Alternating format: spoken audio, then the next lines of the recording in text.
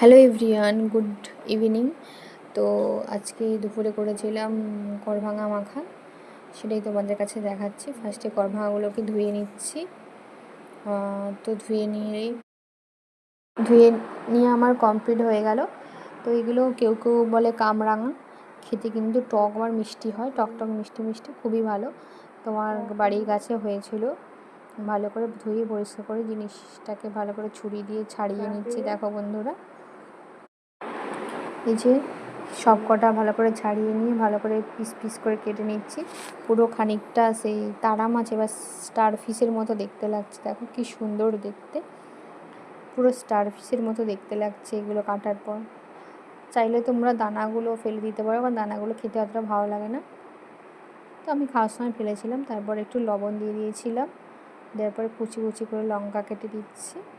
কুচি কুচি করে লঙ্কা কাটার পরে এটাকে মিক্সড করব ভালো করে।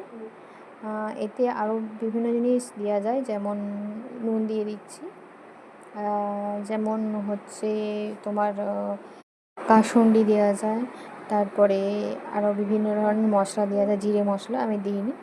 তো দেখো বন্ধুরা, আমার মাখা কমপ্লিট। খুব টেস্টি টেস্টি মাখা হয়েছিল, চাইলে করতে পারো তোমরাও।